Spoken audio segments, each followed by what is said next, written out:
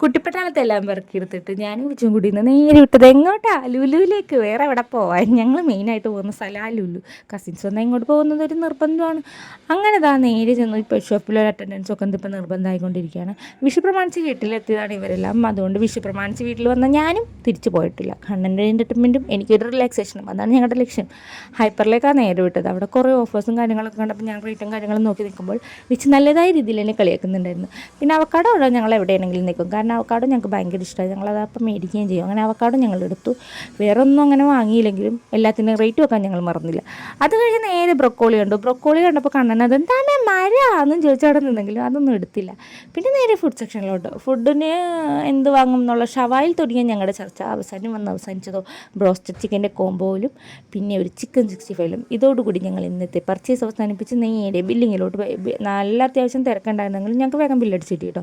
കാരണം എന്നെ എടുത്ത് പിടിച്ചാക്കുന്ന വേറെ ഒന്നും കൊണ്ടല്ല, വേറെ ഒരു സാധനം പോയി എടുക്കാതിരിക്കാൻ വേണ്ടിയാണ്. അങ്ങനെ നേരെ ഫുഡ് കോർട്ടിലോട്ട് പോയി.